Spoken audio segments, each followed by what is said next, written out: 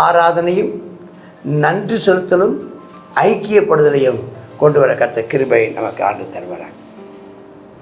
27 வசனம், நீங்கள் ஓய்வு நாளை பரிசுத்தமாக்கும்படி, ஓய்வு நாளை சுமையை வாசலுக்கு எடுத்து வராதிருக்கும்படி சொல்ல கேளாமல் போனால் வாசலில் தீ கொளுத்துவேன், அரண்மனைகளை பட்சித்தும் அவிந்து போகாதிருக்கும் என்று கர்த்தர் சொல்கிறார். அல்லேலூயா. இது பழைய ஏற்பாட்டு காலத்தில், இந்த நியாயப்பிரமாண காலகட்டத்தில் பழைய ஏற்பாட்டில் ஓய்வு நாளை பரிசுத்தமாக தேவனுக்கென்று 7 நாளில் ஒரு நாளை கர்த்தருக்கு மிக பரிசுத்தமாக ஆசரிக்க வேண்டும் சொல்லப்பட்டிருக்குது. புதிய ஏற்பாட்டில் இதே அளவுக்குள்ளதான கட்டுப்பாடுகளோடு இதே அளவுக்கான முக்கியத்துவத்தை கொடுத்து துதிப்பதற்கும் ஆராதிப்பதற்கும் அவருடைய வார்த்தையை தியானிப்பதற்கும் அவரை மகிமைப்படுத்துவதற்கும் உள்ள நாள். அந்த நாளை கர்த்தருக்கென்று செலவிடுவோம். கர்த்தர் நம்மை ஆசீர்வதிப்பாராக. எபினேசரே ஆராதனை, என் துணையாளரே ஆராதனை. எபினேசரே ஆராதனை, என் துணையாளரே ஆராதனை. எளியோனை கண்ணோக்கி பார்த்தீரையா, பெயர் சொல்லி என்னை அழைத்தீரையா. பாடுவோமா? எளியோனை கண்ணோக்கி பார்த்தீரையா, பெயர் சொல்லி என்னை அழைத்தீரையா. உமை விட்டு எங்கோ நான் சென்ற போதும், உமை விட்டு எங்கோ நான் சென்ற போதும், என்னை தேடி என் பின்னே வந்தீரையா, என்னை தேடி என் பின்னே வந்தீரையா. மறப்பேனோ உமது அன்பை, நான் மறப்பேனோ உமது அன்பை. மண்டியிடுவேனும் பாதத்திலே, மண்டியிடுவேனும் பாதத்திலே. எபினேசரே ஆராதனை. கரங்களை உயர்த்தி துணையாளரே ஆராதனை. எபினேசரே ஆராதனை, என் துணையாளரே ஆராதனை. கர்த்தருடைய பரிசுத்த நாமத்திற்கு மகிமை உண்டாவதாக. ஆண்டவராய் இயேசு கிறிஸ்துவின் நாமத்தினாலே உங்களை வாழ்த்தி வரவேற்கிறேன். கற்றதும் பெற்றதும். இங்கே எரேமியா தீர்க்கதரிசி தொடர்ந்து ஜனங்களுக்கு ஒரு அதிகாரத்தில் முன்பகுதியில் நியாய தீர்ப்பும் பின்பகுதியில் இரக்கத்தையும் பெற்றுக்கொள்வதற்கான வழியையும் சொல்கிறார், எச்சரிப்பையும் கொடுக்கிறார். அந்த ஆபத்திலிருந்து தப்பித்துக் கொள்வதற்கான வழியையும் மனம் திரும்புதலை குறித்தும் பிரசங்கிக்கிறார். இந்த யூதாவின் பாவம் எப்படிப்பட்டதுன்னா, இரும்பு எழுத்தாணினால் எழுதப்பட்டிருக்கு. அதாவது கையினால் பேனா மையினால் எழுதினா கூட அழிச்சு போட்டுடலாம், இரும்புனால் எழுதப்பட்டிருக்குதான். வைரத்தின் நுனியினால் எழுதப்பட்டிருக்குது, அழிக்கவே முடியாது. ஒரு பெரிய கற்பாறையில் எழுதி வச்ச மாதிரி. அவருடைய இருதயத்தின் பலகீனம் பலிபீடின் கொம்புகளையும் பதிந்திருக்குது, அழிக்க முடியாது. வெளியரங்கமாக தெரியுது. ஏன் என்ன பாவம்னா, அவன் செய்தான விக்கிரக ஆராதனை, அவர்களுக்கு காணப்பட்டதான ஒழுக்கக்கேடுகள், அவர்களுக்கு காணப்பட்டதான பொருளாசை, அவர்களுக்கு காணப்பட்டதான ஒடுக்குதல், ஏழைகளை ஒடுக்குதல் சொல்றார். நீ செய்த எல்லா பாவத்தின் நிமித்தம் நான் உன்னை சூறையாடுவேன்னு சொல்றார். உனக்கு கொடுத்த சுதந்திரத்தை நீயே விட்டு விடும்படி செய்வேன், நீ சத்துருக்களுக்கு உன்னை அடிமையாக்குவேன். காரணம் நீ பாவம் செய்து என்னை கோபப்படுத்தினான்னு கர்த்தர் சொல்றார். அப்புறம் 5வது வசனத்தில் இருந்து இன்னொரு விஷயத்தை சொல்றார். யாருக்கு ஆசீர்வாதம் யாருக்கு சாபம்னு சொல்றார். மனுஷன் மேலே நம்பிக்கை வச்சு மாம்சமான தன் புயபலமாக்கி கொண்டு கர்த்தரை விட்டு விலகிற மனுஷன் சபிக்கப்பட்டவனா. அவன் கரளையாக போன செடி, நன்மையை காணாதவன், ஒவ்வொரு நிலத்தில் தங்குறவன். ஆனால் வசனம் அங்கே இல்லை. நாங்கள் ஆனால் கர்த்தர் மேலே நம்பிக்கை வச்சு கர்த்தரை நம்பிக்கையாக கொண்டிருக்கிற மனுஷன் பாக்கியவான். அவன் தண்ணீர் அண்டையில் நாட்டப்பட்டது, கால்வாய் ஓரமாக வேலை விடுறதும், பச்சையும் மலைத்தாட்சியான வருஷத்திலும் கனி கொடுக்குற மரத்தை போல இருப்பான. என்ன அழகான வார்த்தை பாருங்கள். அவரை விட்டு விலகுனா வீணானவனாக போயிடுவோம். அவரை நம்புறதை விட்டுட்டு மனுஷனை நம்பணும், மாம்ச பலத்தை நம்பணும்னா நம்ம விருதாவா நாம் அழிஞ்சு போயிடுவோம். ஆனால் கர்த்தர் மேலே நம்பிக்கை வச்சு கர்த்தரை பின்பற்றினால், கர்த்தரை பிரியப்படுத்தினால் நாம் ஆசீர்வாதமான மரமாக இருப்போம். நாமும் ஆசீர்வதிக்கப்படுவோம், மற்றவர்களுக்கும் ஆசீர்வாதமாக இருப்போம். சாபம்னா நாமளும் சபிக்கப்பட்டவங்களாக இருப்போம், நம்மளால் மற்றவங்களும் சபிக்கப்பட்டவங்களாக இருப்பாங்க. சொல்லிட்டு 9ஆம் வசனத்தை சொல்கிறாரு, எல்லாவற்றையும் பார்ப்பேன், இருதயம் தான் திருக்கு. இப்போ இருதயத்தை பாரு. நம்முடைய ஆண்டவர் இருதயத்தை பார்க்குறார். நான் எப்போவுமே சொல்லுவேன் பாருங்கள், உன்னுடைய செயலை ஆண்டவர் பார்க்க மாட்டார், உன் வார்த்தையை ஆண்டவர் கேட்க மாட்டார். ஏன் பேசணுன்னு தான் கேட்பார் தவிர ஏன் செஞ்சேங்கிறதுக்கு தான் ஆண்டவர் தண்டனை. நீ கிரியை உன் கிரியை வந்து நல்லதோ கெட்டதோ அதெல்லாம் ரெண்டாவது. நீ செய்கிற கிரியைகளை வைத்து ஆண்டவர் உன்னை தீர்மானிப்பதில்லை. ஒருவேளை உன் செய்கிறது தப்பாக கூட இருக்கலாம், ஆனால் அவன் உண்மையாக செய்யணும்னு நினச்சி உண்மையான இருதயத்தோடு செய்திருப்பான். ஆனால் கர்த்தர் உன் இருதயத்தை பார்க்குறார். கர்த்தராய் நானே ஒவ்வொருவருக்கும் அவனவன் வழிகளுக்கும் செய்கைகளுக்கும் பலன்களுக்கு தக்கதை கொடுக்கும்படி இருதயத்தை ஆராய்கிறவர், உள்ளந்தரியங்களை சோதித்தருகிறவர். இதுதான் அர்த்தம். உன் வார்த்தையை வச்சு ஆண்டவர் திட்டமிட மாட்டார், எதனால் அந்த வார்த்தையை சொன்னாங்கிறத கர்த்தர் தீர்மானிக்கிறவராக இருக்கிறார்.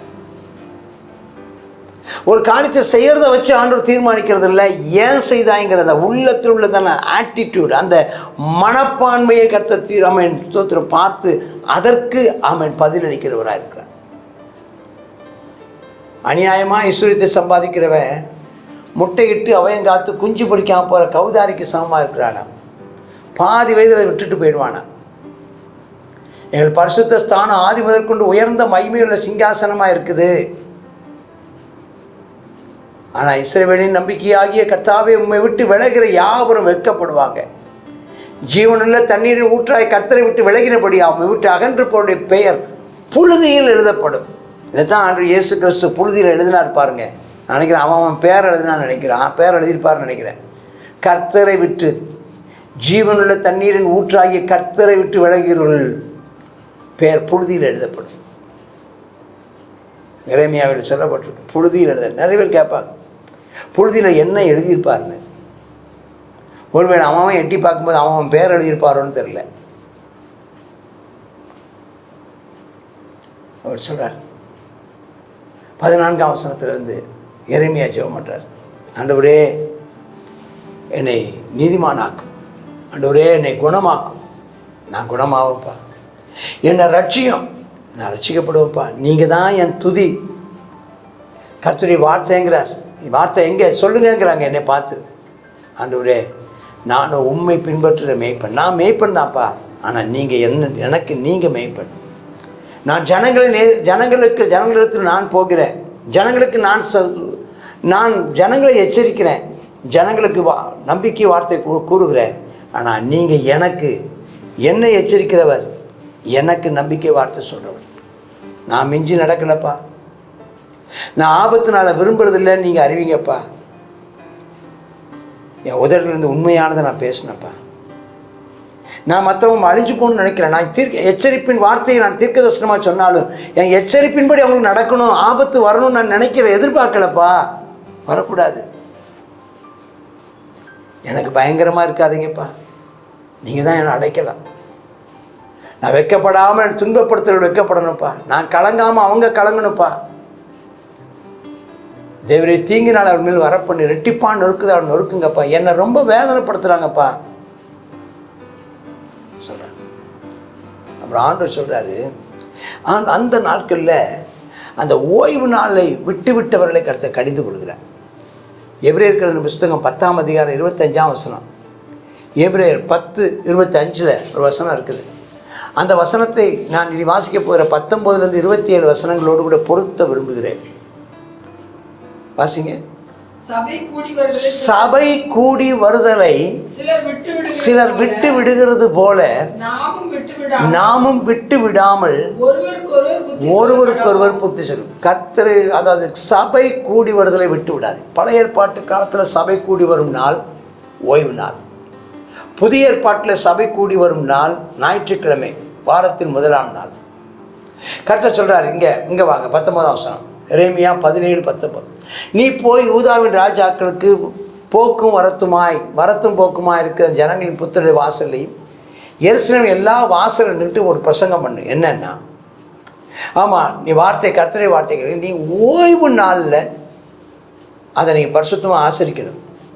நீங்கள் சுமைகளை எடுத்து எருசலேமின் வாசலுக்கு கொண்டு வராதீங்க. ஓய்வு நாளில் வியாபாரம் பண்ணாதீங்க. ஓய்வு நாளில் உங்கள் சொந்த வேலையை செய்யாதீங்க. ஓய்வு நாளில் வீடுலேருந்து சுமையை வெளியே கொண்டு போகாதீங்க. ஒரு வேலையும் செய்யாதீங்க. அதை பரிசுத்தமாக்குங்க. அது எனக்கேற்ற நாளாக மாற்றுங்க. அன்னைக்கு பிரமாணத்தை வாசிங்க, நியாயப்பிரமாணத்தை வாசிங்க.